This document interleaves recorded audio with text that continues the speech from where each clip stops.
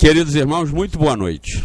Vamos começar a nossa reunião, onde vocês já estão aí apostos, como eu sempre lembro, para cada um fazer as suas reflexões, para a gente aprender e sair daqui, não simplesmente como tendo assistido a uma reunião, mas saindo daqui com algum conteúdo, com alguma informação que vá fazer com que a gente pense diferente, ou com que a gente reflita em cima daquilo que é a finalidade de nós virmos ao centro.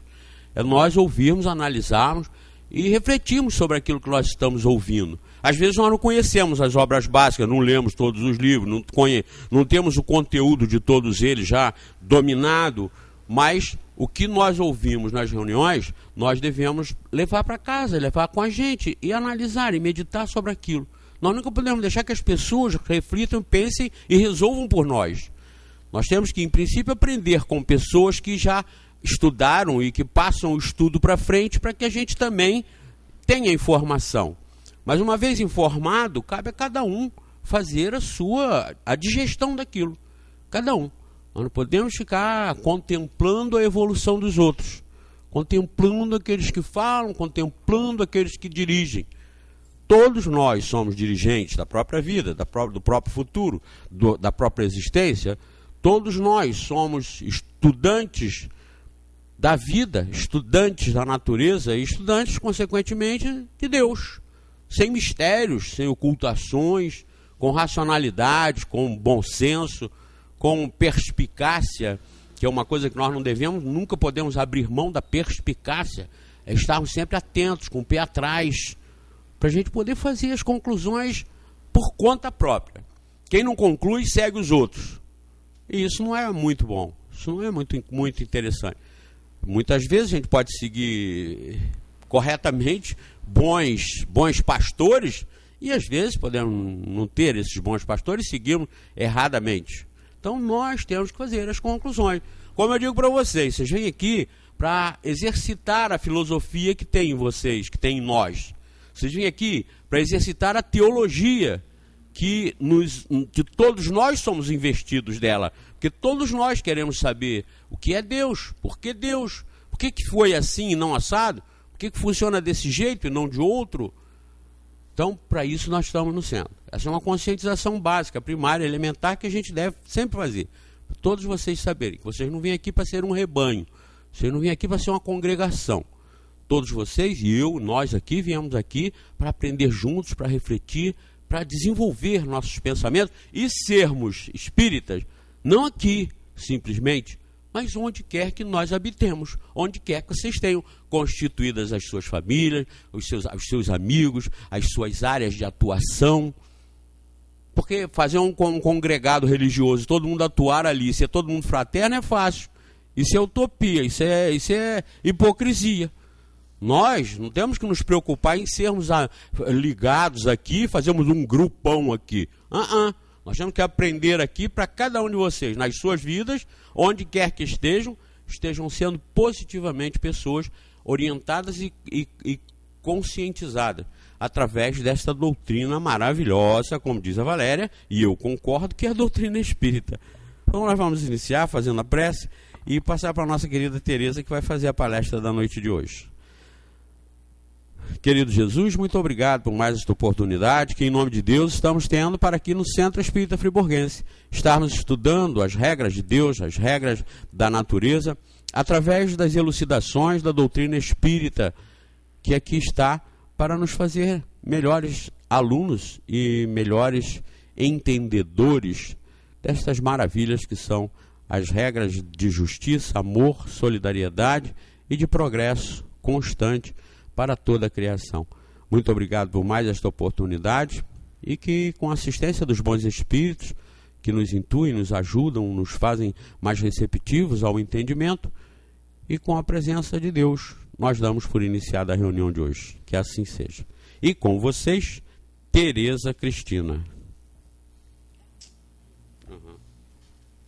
Só não entorna o copo.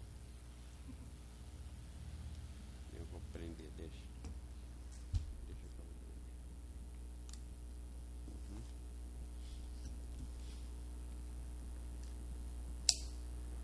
Pode ir. Pode. Boa noite a todos. Bem, mais uma vez eu estou aqui rezando, né, entrando em prece para Zé Manel se prolongar bastante, mas eu acho que de implicância comigo, ele marca ali 15 minutos e corta. Mas aí também eu antecipo em 15 minutos o término da palestra, ele fala mais. Então a gente está igualzinho. Hoje eu tinha escolhido um tema, eu ia falar sobre mediunidade, já tinha até escolhido uma palestra para a gente fazer ali no telão, mas uma paciente que eu atendi agora à tarde no DEI me fez mudar completamente o tema da palestra e eu acabei pensando em voltar a falar sobre a parte do capítulo 18 do Evangelho segundo o Espiritismo, que é muitos os chamados e poucos os escolhidos, e novamente vou falar sobre a porta estreita. Eu acho que é uma coisa que a gente tem que bater, rebater, estudar, aprender e praticar, para que nós possamos realmente, quando se colocar à nossa frente situações em que nós possamos passar pela porta estreita ou pela porta larga, escolhermos a porta estreita, apesar de todo o sofrimento que possa advir daí. O Zé estava falando, né, agora no início, sobre a questão da gente estudar as obras básicas, da gente procurar os esclarecimentos na codificação, e o Espiritismo, ele prima por isso, ele prima sobre a fé raciocinada. É nisso que nós nos batemos o tempo inteiro. Não devemos ficar ouvindo coisas e nos questionando sem tentarmos tirar as nossas dúvidas. Devemos, todas as informações religiosas que nós recebemos e que a gente não consegue digerir, a gente não consegue entender, nós temos que questionar, nós temos que perguntar, nós temos que elucidar, para que possamos seguir a nossa vida de forma a trilharmos o caminho do bem. Nós que estudamos a doutrina, nós que estamos procurando comparecer a essa casa ou estudar em casa, que muitas vezes nós nos batemos aqui, que não basta a frequência a um centro, a um templo, para que nós nos tornemos homens de Deus.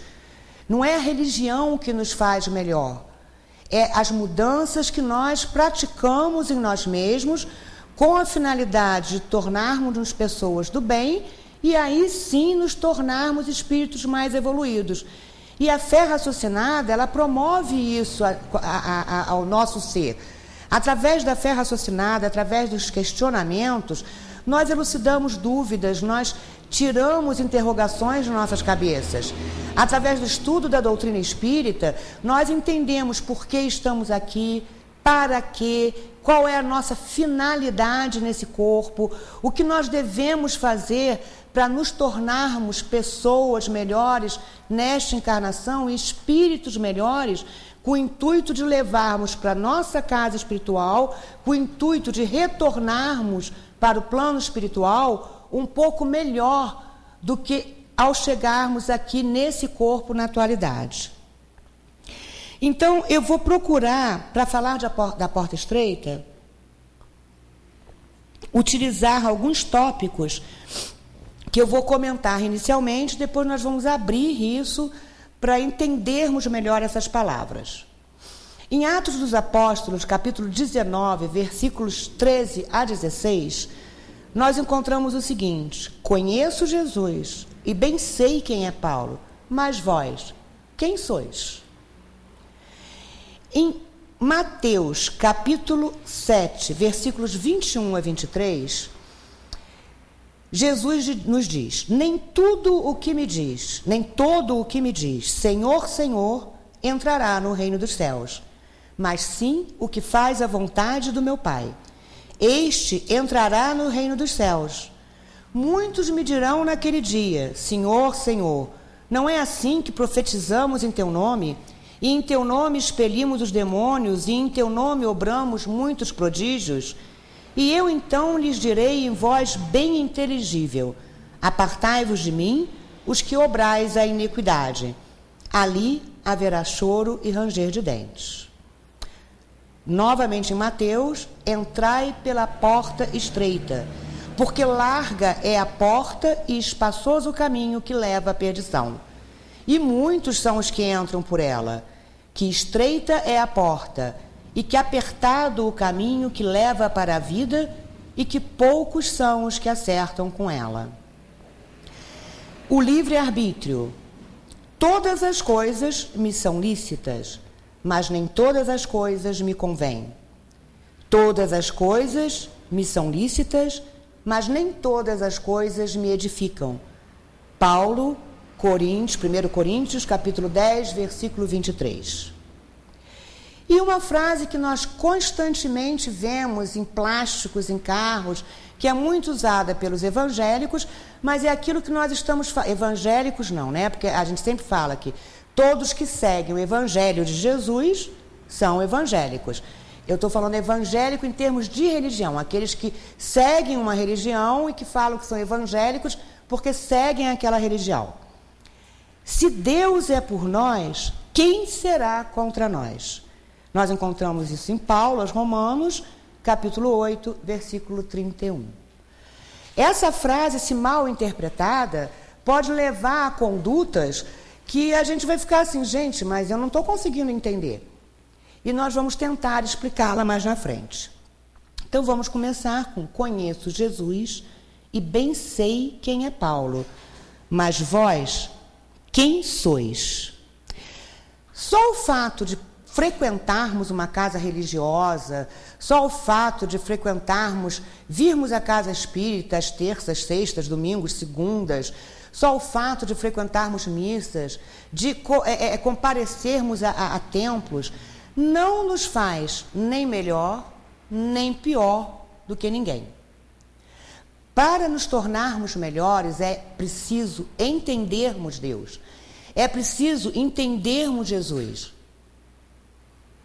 É preciso compreender por que Jesus, há milhares de anos atrás, esteve entre nós e para nos passar conhecimentos, para nos passar ensinamentos, principalmente através da prática, que nos levassem a nos tornarmos pessoas melhores.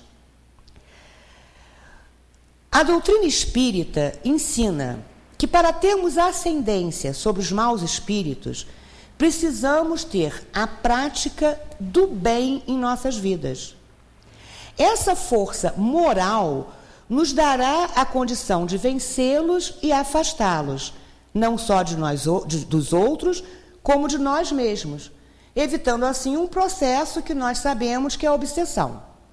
A doutrina espírita nos ensinando a nos aproximarmos dos bons espíritos, a termos sintonia com bons espíritos, faz com que nós possamos nos tornarmos espíritos melhores, porque vamos trabalhar as nossas más tendências.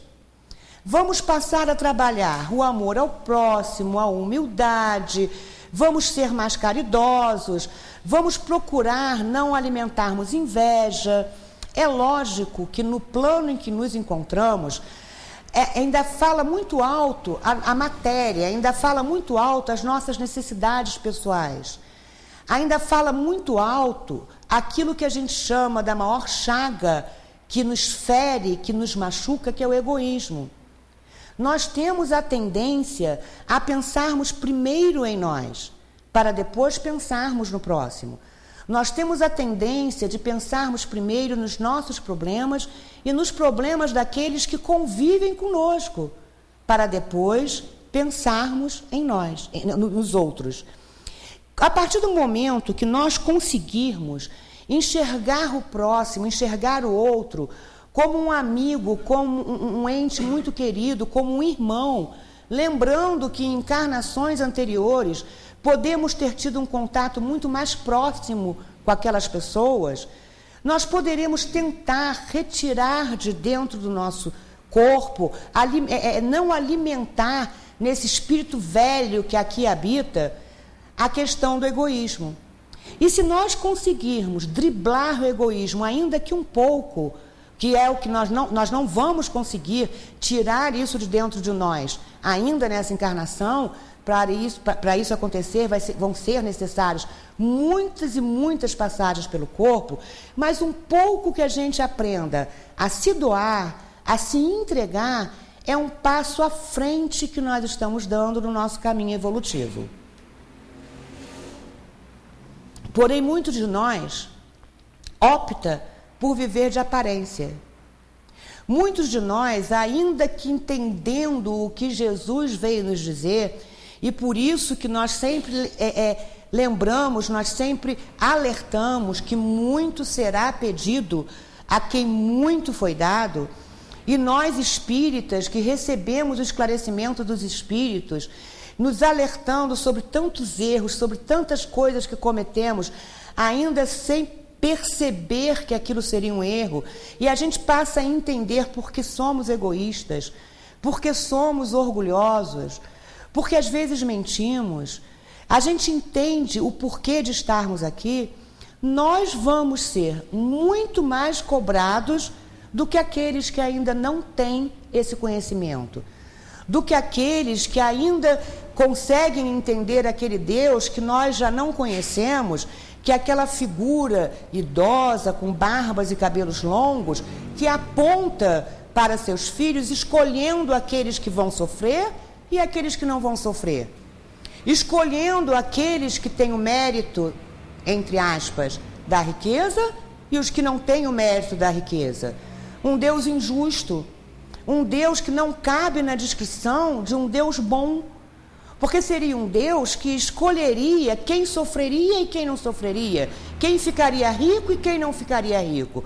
Nós entendemos um Deus completamente diferente, através do processo da reencarnação. E esse Deus nos permite, a cada encarnação, a cada passagem pelo corpo, parar, pensar e raciocinar. Raciocinar sobre a nossa estadia nesse momento e no porquê dela. Então, para que viver de aparências se eu sei que a minha bagagem, a minha mochila para o plano superior, a minha passagem daqui para a casa espiritual, o meu retorno, vai depender das minhas atitudes?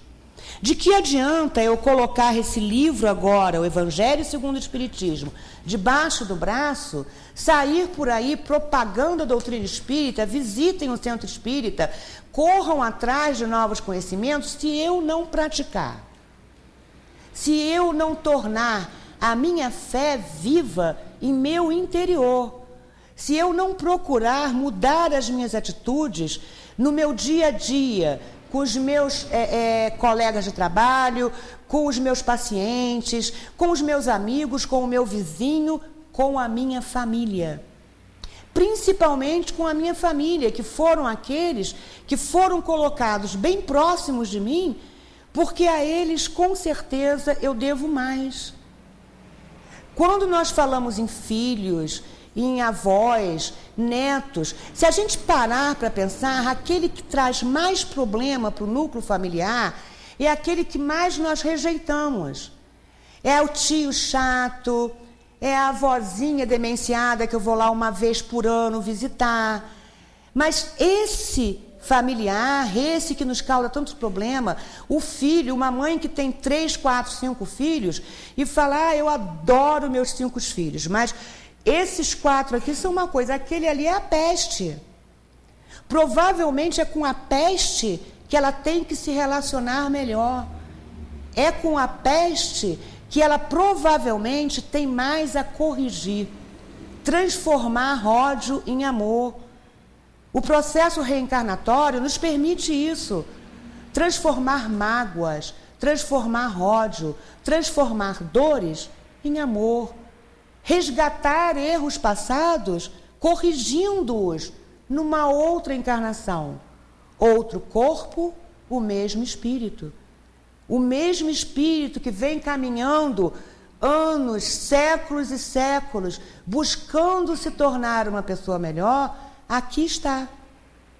Está sendo abrigado agora por esse corpo. E nós temos que passar a ter um autoconhecimento, a procurar nos conhecermos de uma forma que não nos desculpemos diante de um espelho, achando que nós somos santos porque não somos. Devemos, antes de pensar em nossas qualidades, pensar em nossos defeitos. Antes de pensar no que crescemos, pensar no que estamos estacionários.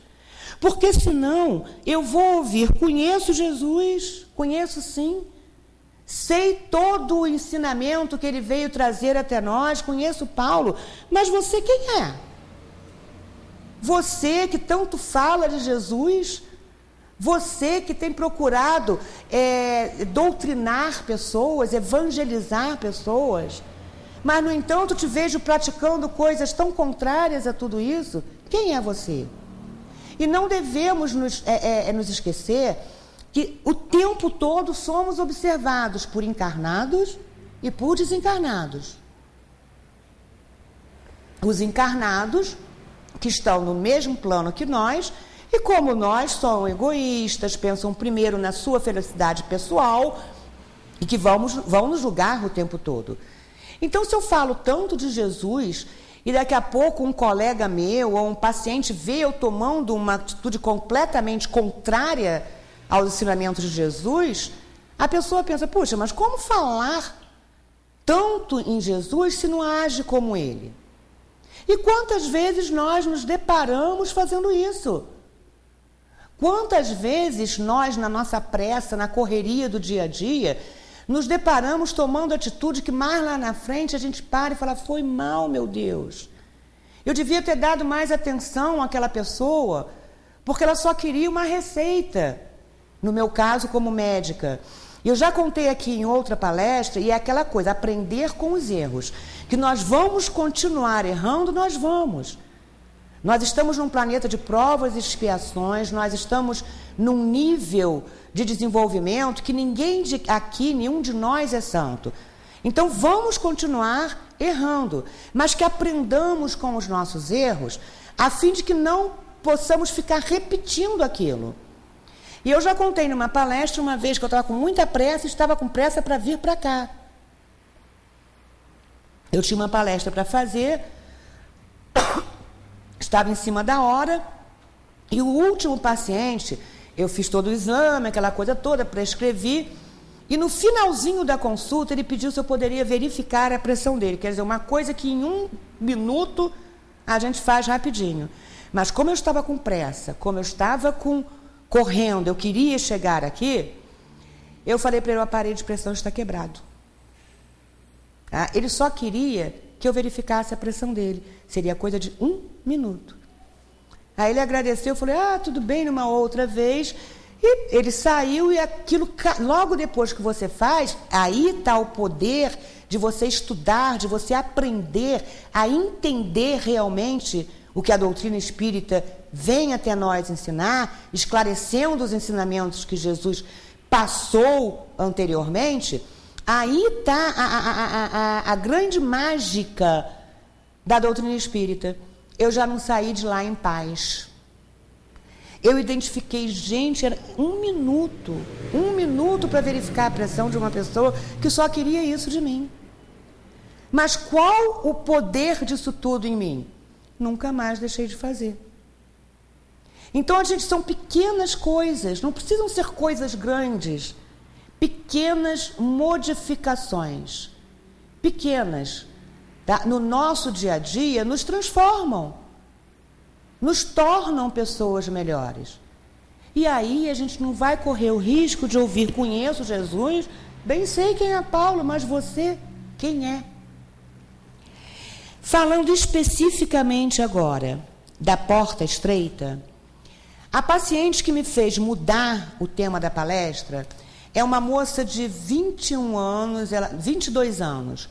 Ela fez um acidente vascular encefálico, né, um derrame, uma isquemia muito extensa aos 19 anos de idade, o que já não é uma coisa muito frequente. E agora ela está com 22 anos e ela me procura, mas ela me procura assim, a cada 6 meses, quando dá para vencer o benefício. Quando ela precisa de uma declaração para poder renovar o benefício dela junto ao INSS. E é uma moça muito bonita, jovem, tem uma filha de 4 anos, de um relacionamento que não deu certo, e o pai que cria essa menina.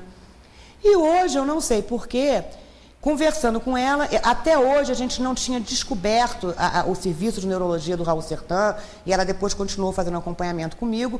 A gente não tinha chegado à causa de uma isquemia tão extensa numa menina tão nova. E conversando com ela, eu falei, fulana, você continua fazendo a fisioterapia? Porque nesses 2 anos ela tem progredido, ela ficou completamente afásica, ela não emitia um som, ela já consegue ter uma certa comunicação, a perna quase que recuperou totalmente e o braço tem uma sequela importante. Aí ela falou, não. E o rapaz, que é o pai do filho dela, que acompanha ela em todas as consultas, quieto. Eu falei, e a fono? Também não. Eu falei, mas eu não estou entendendo. Está usando os remédios direitinho?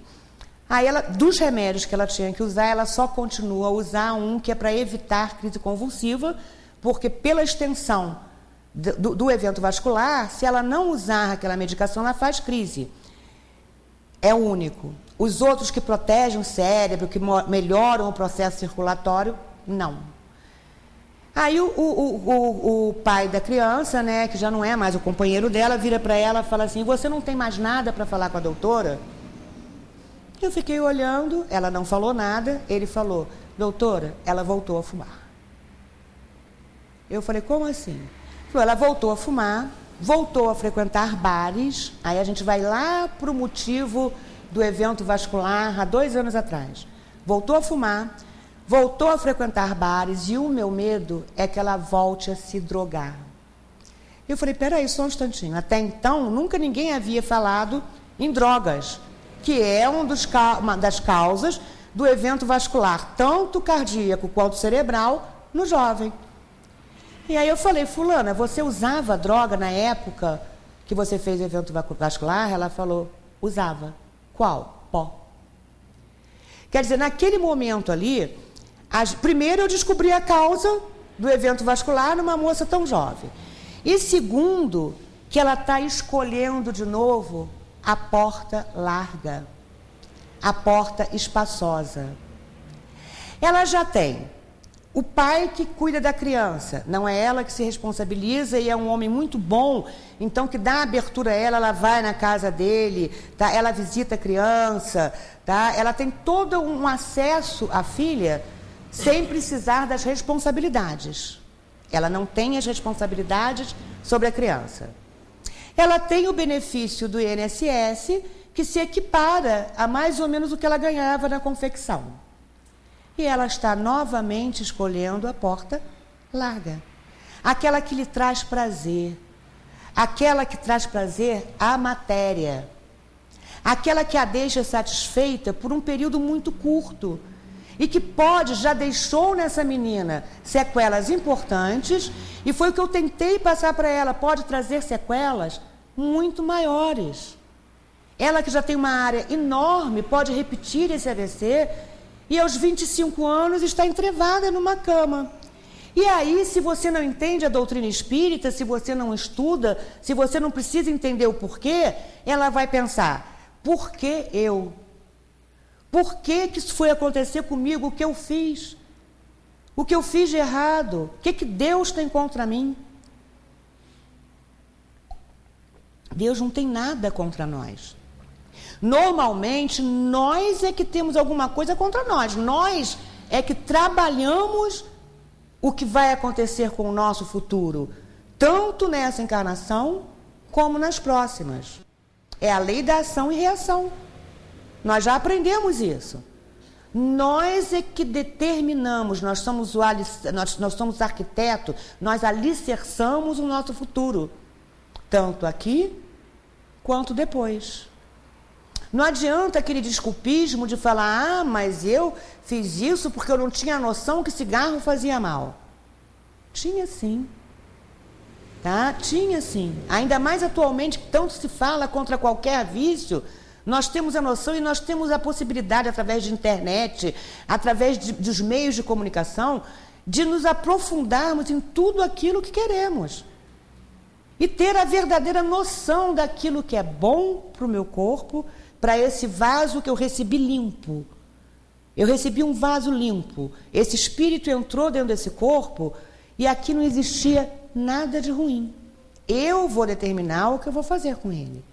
Eu vou determinar se eu vou ser uma pessoa raivosa, se eu vou ser uma pessoa ciumenta, orgulhosa, se eu vou viver fazendo fofoca dos outros e com isso alimentar a minha parte má, ou eu vou determinar se eu vou procurar moldar tudo isso a um novo estilo de vida, me tornando uma pessoa mais compreensiva, ficando com raiva sim, porque toda hora que pisam no carro da gente, a gente tem aquela primeira reação, mas procurando entender o porquê, procurando entender, tá, por que nós somos assim, por que devemos nos modificar.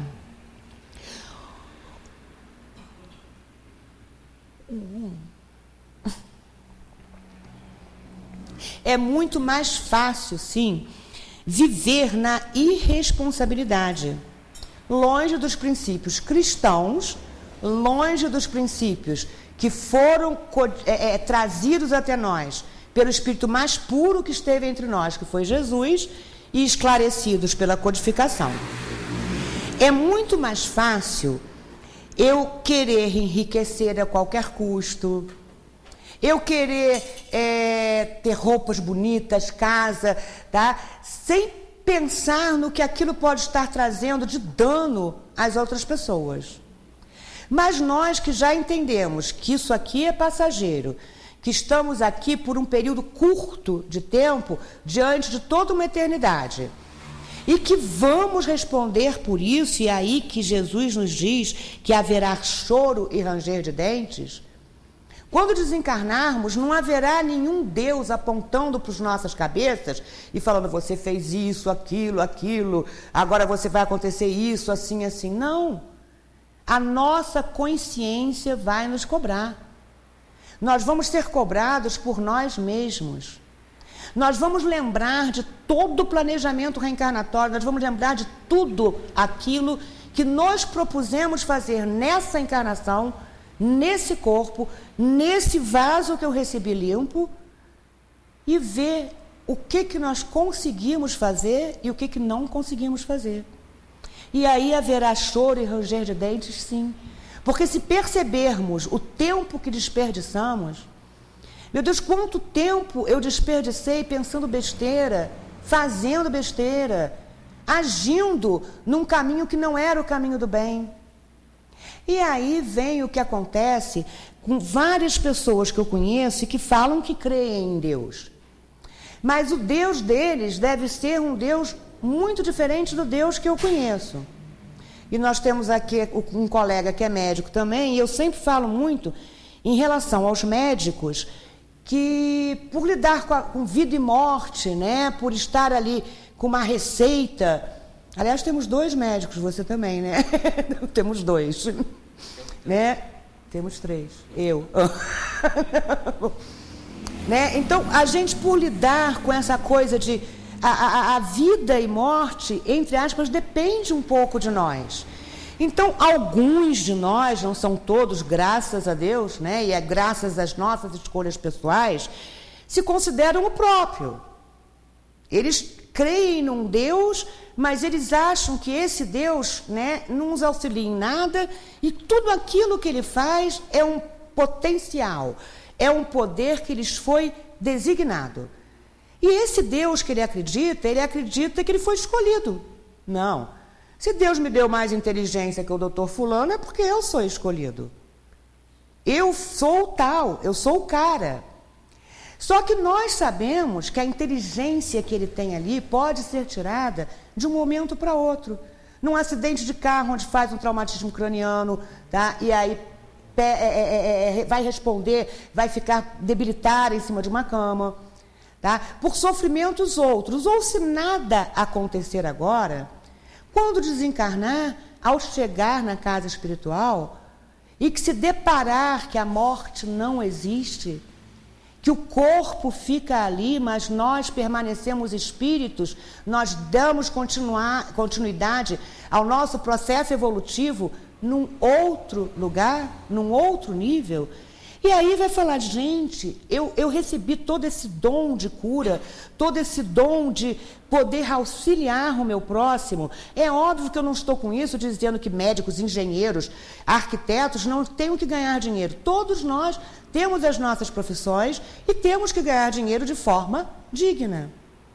Quando nós utilizamos tudo isso, tá, simplesmente para atender às nossas necessidades pessoais, e passamos, o interesse não é mais aquele paciente ali que eu estou para cuidar. Ou o interesse não é mais o prédio que eu vou construir para alguém.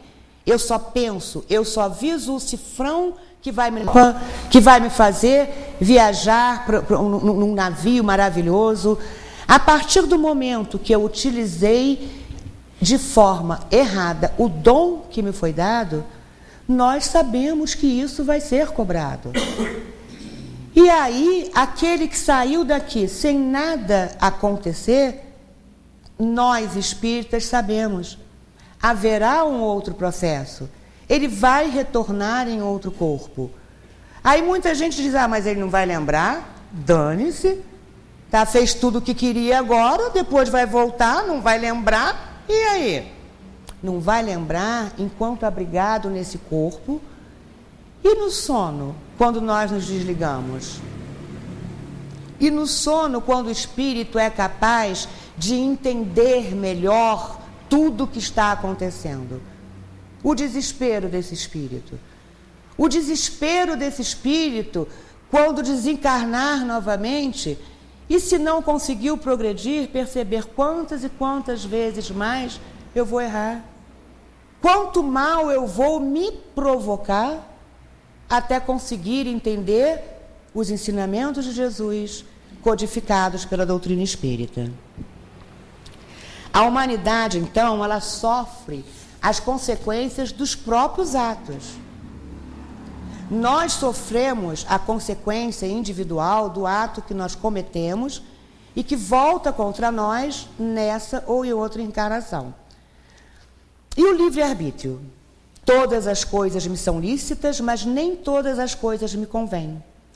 Todas as coisas me são lícitas, mas nem todas as coisas edificam. É o que nós estamos falando no decorrer de toda a palestra. Precisamos buscar dominar nossas más tendências com sinceridade no coração. Eu posso, sim. Eu posso explorar meus pacientes. Tá? Nós temos um conselho, acho que os dois vão concordar, que é corporativista, dificilmente vai acusar um médico. Eu posso resolver que, não, agora o que eu vou fazer? Vou sair daqui, vou entrar em casa, vou me embriagar, vou ficar... Tá? Eu posso, todos nós podemos. Eu posso resolver matar alguém, se eu quiser. Posso. E se a coisa for bem feita, nem vai ser descoberta. Mas nós, com o conhecimento que já temos, isso nos convém? Isso vai trazer alguma coisa boa para mim? Isso vai me edificar? Isso vai me tornar um espírito melhor? Então, para que eu vou fazer isso? Os erros que cometemos no nosso dia a dia, tá? Na nossa batalha por nos tornarmos pessoas melhores, tá? São erros que acontecem por causa da nossa inferioridade moral ainda. Mas ao identificá-los e não repeti-los, nós nos tornamos um pouquinho melhores. Então, isso me edifica. Isso me convém. Enquanto mantermos uma personalidade de incorrermos nos mesmos erros, enxafurdarmos nos mesmos erros que viemos cometendo há tantos e tantos anos, isso não vai nos edificar. Não vai nos tornar pessoas melhores. Não nos convém. Não nos convém enquanto espíritos num processo evolutivo com a finalidade de nos tornarmos semelhantes ao Pai. Nunca eu vou me tornar semelhante ao Pai se eu continuar só vendo a vida passar por mim. Se eu pensar, já melhorei um pouquinho só, mas tá bom, já ganhei essa encarnação. Não. Se eu viver 80 anos, se eu viver 90 anos, preciso tentar me melhorar a cada minuto. Porque ainda assim vou desencarnar, provavelmente a maioria de nós, com muito mais erros do que acertos. Mas vou tentar até o meu último segundo nesse corpo, até o meu último minuto, vou tentar me tornar uma pessoa melhor. E por último, a famosa frase: se Deus é por nós, quem será contra nós? Mas Deus é por nós quando nós trilhamos o caminho que Ele deseja que seja trilhado. Deus é por nós quando nós conseguimos entender Deus. Deus é por nós quando nós procuramos ser justos, quando nós procuramos seguir o caminho do bem, quando nós procuramos amar as pessoas que nos circundam, quando nós procuramos pensar e agir no bem. Aí Deus é por nós. Deus não será por nós se eu viver falando, se eu viver utilizando o seu nome e não agir de acordo com o que Ele espera que nós façamos. E eu só consigo agir de acordo com o que Ele espera que eu faça se eu entendê-lo. Então eu tenho que entender Deus. Eu tenho que entender quem Ele é, o que Ele espera de mim, o que eu preciso fazer. E eu só vou conseguir entender esse Deus justo, esse Deus bom, esse Deus misericordioso, se eu questionar. Se eu questionar as desigualdades sociais, se eu questionar as desigualdades físicas, porque tantas crianças nascem com deficiências e outros saudáveis. Eu só vou entender Deus questionando. E aí entra a codificação, aí entra o Livro dos Espíritos, que me explica tudo. Eu sempre falo, não há uma pergunta, um questionamento que a gente tem a respeito da vida, a respeito da morte, a respeito da nossa passagem pelo corpo, que a gente não consiga esclarecer aqui. E se a gente não conseguir esclarecer sozinha, vamos procurar aquele que está estudando mais, que está entendendo mais, e vamos questionar. Não aceitemos dogmas, não aceitemos coisas que nos são colocadas como verdades e que a gente fica assim, por quê? Não, questionemos. Questionemos sempre, questione a mim, questione ao Zé, questione, porque só tem uma coisa que não é questionável, que está aqui. E se nós conseguirmos compreender, não queremos dizer com isso que somos donos da verdade, não.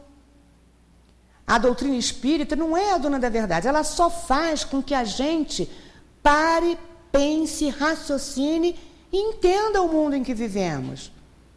Entenda a criação do mundo, entenda o mecanismo evolutivo, entenda que tudo é passageiro, que nós estamos aqui hoje e podemos não estar daqui a meia hora, 5 minutos, 1 segundo.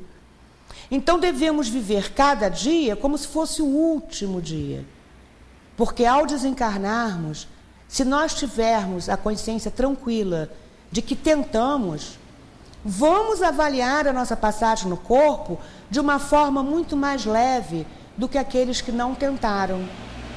Vamos nos lamentar pelas oportunidades perdidas, mas vamos nos alegrarmos, vamos nos jubilarmos com as oportunidades aproveitadas. Que Deus nos abençoe e muita paz para todos.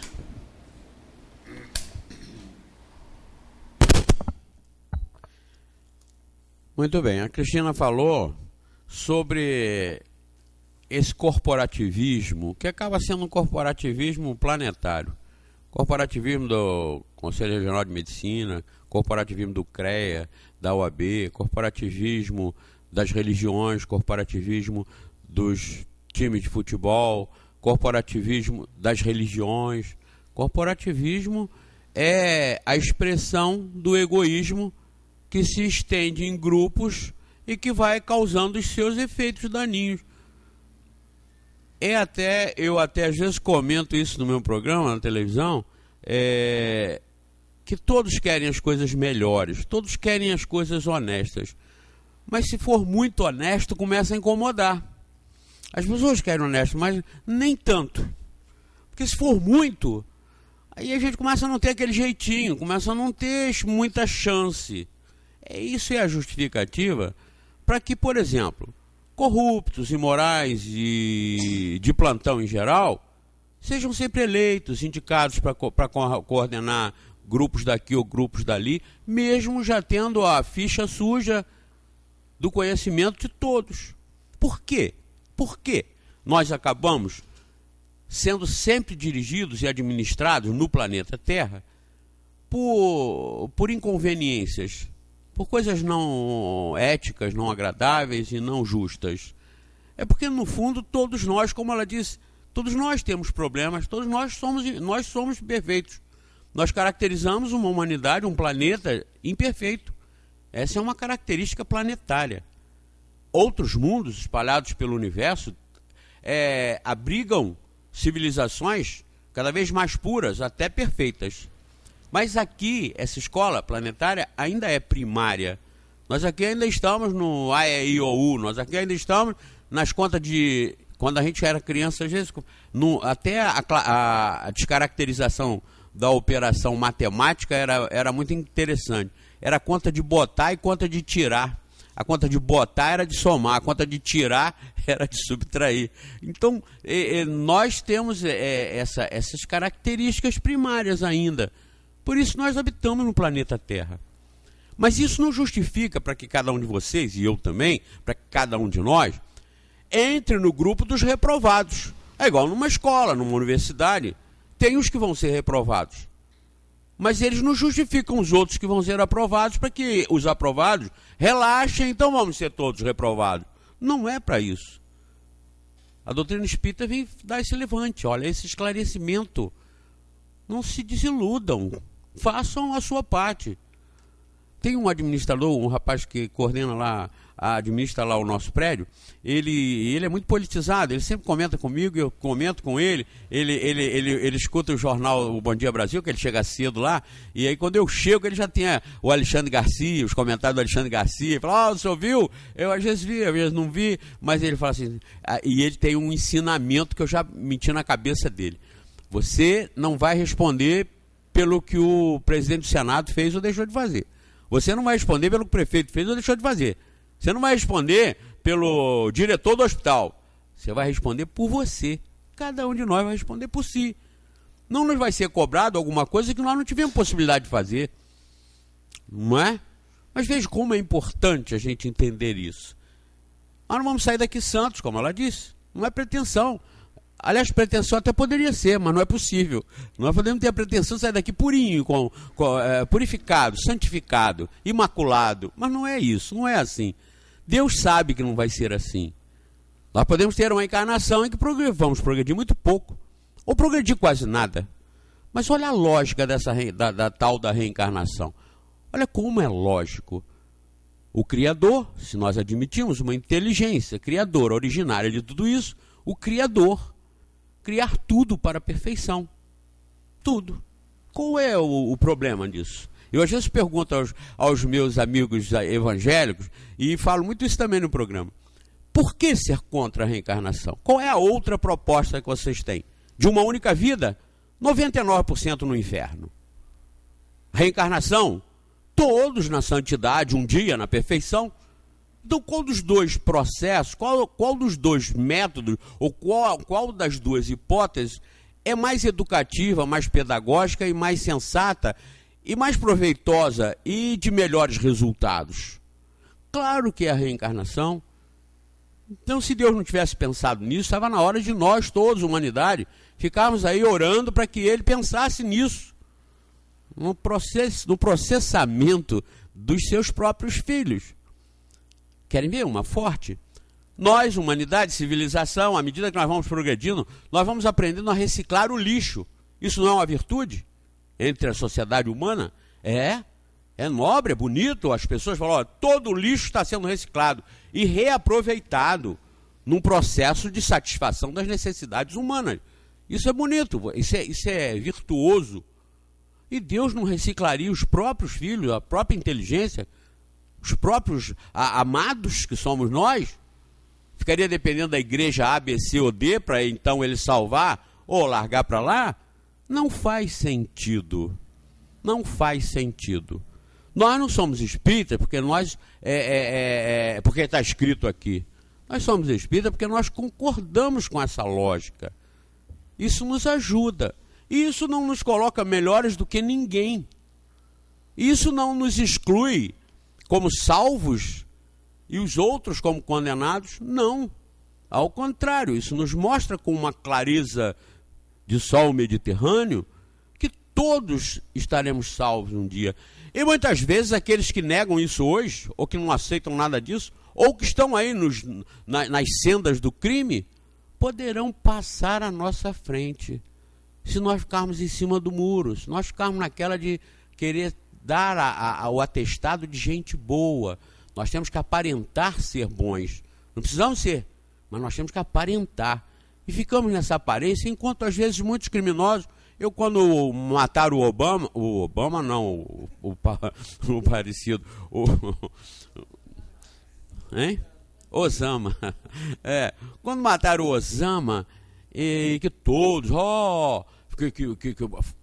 quando aconteceu o 11 de setembro, em 2001, nos Estados Unidos, quando as torres foram destruídas, a televisão mostrou no Egito e em alguns outros países do Oriente, do Oriente, comemorações, carnaval na rua, no Egito, pessoas comemorando a desgraça lá nos Estados Unidos. Quando mataram o Osama, a televisão mostrou nos Estados Unidos o mesmo carnaval que fizeram lá, fizeram cá. E eu disse, não pensem vocês que como uma regra geral, o Osama é um espírito que estará pior do que nós outros daqui a alguns séculos ou milênios. Porque o indivíduo que pratica o mal, que tem um objetivo, mesmo errado, mas que ele atua com firmeza, com garra, com disponibilidade, com disposição, quando ele se tocar, quando ele se modificar, quando ele cair na real, ele vai aplicar aquele mesmo dinamismo, aquela mesma força, aquele mesmo empenho para fazer o contrário. E aí é que passa à frente dos que estão em cima do muro, dos que estão encostados em religião. A justiça de Deus é perfeita e é plena, é universal. Não se abate sobre protestantes, católicos, espíritas, muçulmanos. A justiça de Deus é universal, é regra, é perfeita. Nós que a entendamos e nos ajustemos. Conhecendo ou não conhecendo as regras, nós estamos sujeitos a ela. Qualquer um que tropeça, cai. Deu um tropeção no meio-fio, se não bobear, cai, não cai? O cientista cai sabendo que foi a força da gravidade.